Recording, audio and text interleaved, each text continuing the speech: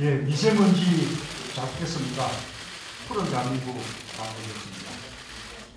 대한민국의 하늘이 흐리면 아이를 둔 부모들의 마음은 가들어갑니다.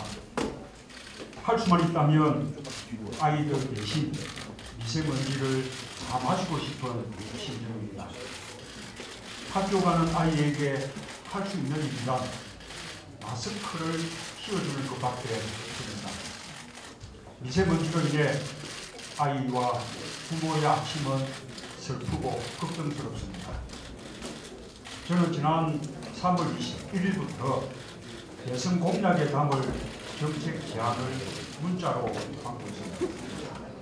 오늘까지 무려 6만 명이 넘는 국민들께서 해야 할 일을 보내주셨습니다. 그 중에 미세먼지 대책을 강력하게 촉구하신 분이 10,000명 이상입니다. 이렇게 국민들의 하루는 어느새 미세먼지 걱정으로 시작되고 있습니다. 국민들은 불안을 넘어 정부의 무능과 안일에 분노합니다. 환경부 등 정부가 제시한 대책은 미세먼지 오염도를 미리 알려주는 문자 서비스뿐이었습니다.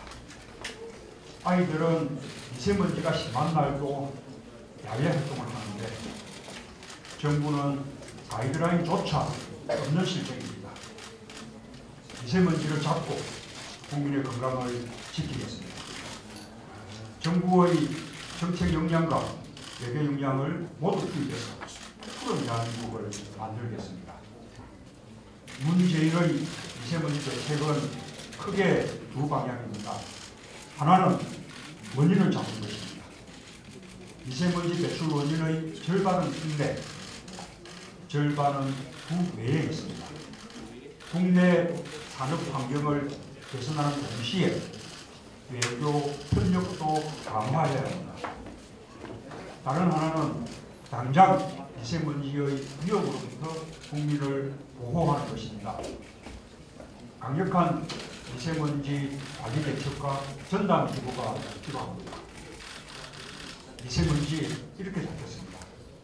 첫째, 임기 내에 국내 미세먼지 배출량을 30% 감축하겠습니다.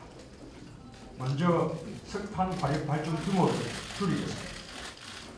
저는 이미 여러 차례에 걸쳐 신재생 에너지를 중심으로 에너지 정책을 전환해야 한다는 입장을 밝혀왔습니다. 에너지 정책 전환이 가장 중요한 미세먼지 대책입니다. 석탄 화력 발전을 줄여야 미세먼지를 잡을 수 있습니다. 산업용 전기요금을 중심으로 전기요금 체계를 개편하면 석탄 화력 발전을 획기적으로 줄일 수 있습니다. 석탄 화력 발전을 획기적으로 줄이는 중장기 계획을 수립하겠습니다. 미세먼지 배출량을 50% 이상 줄이는 것이 목표입니다. 당장 특단의 대책을 세우겠습니다. 석탄 화력 발전소의 신규 건설은 전면 중단하겠습니다. 가동한 지 30년이 지난 노후 석탄 발전기 10기를 조기에 폐쇄하고 건설 중인 화력발전소 중 공정률이 10% 미만인 9기는 원전에서 재가동하겠습니다. 가동 중인 모든 발전소의 저감장치 설치를 의무화하고 배출 허용 기준을 강화하겠습니다.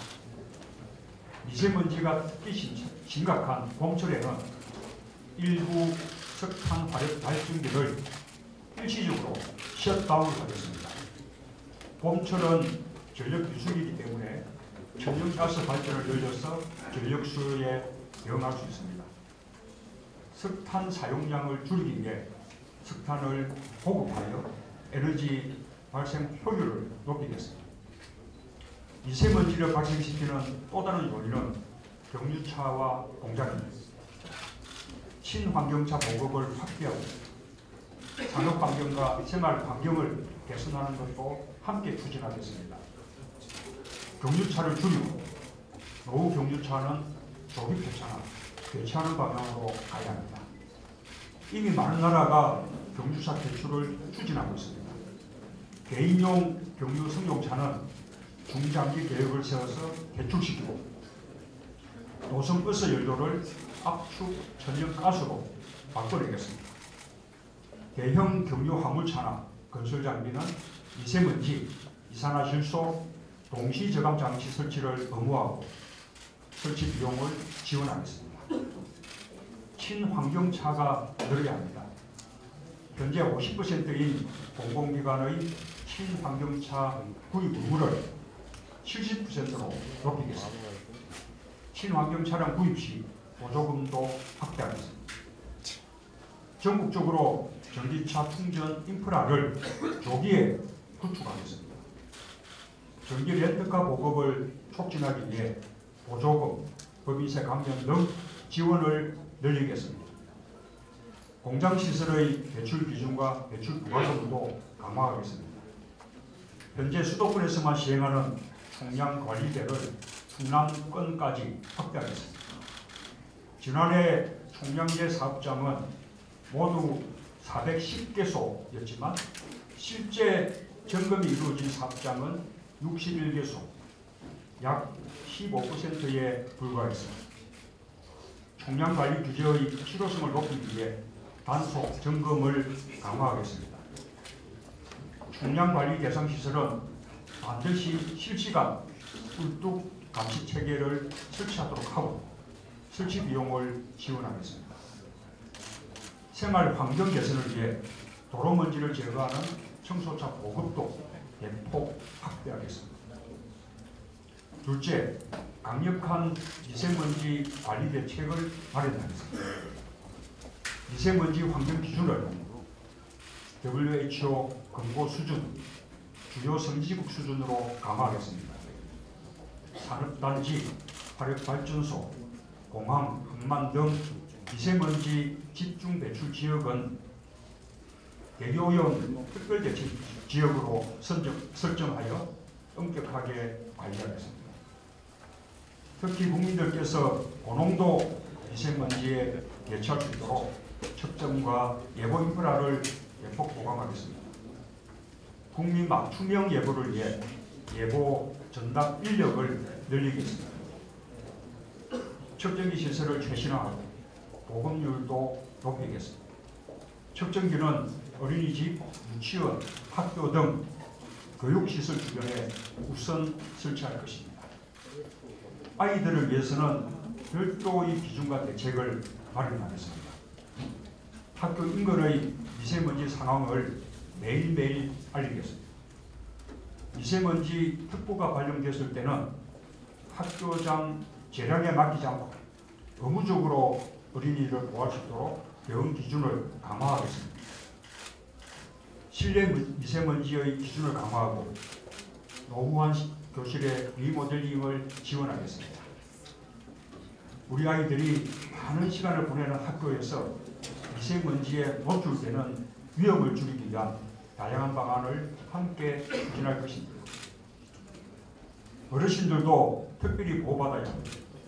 노인복지 요양시설의 미세먼지 대응 시스템을 강화하겠습니다. 미세먼지 대응을 위한 교육을 해드리고 독거노인 등 취약계층을 위해 찾아가는 미세먼지 케어 서비스를 마련하겠습니다. 셋째, 미세먼지 대책 기구를 설치하겠습니다.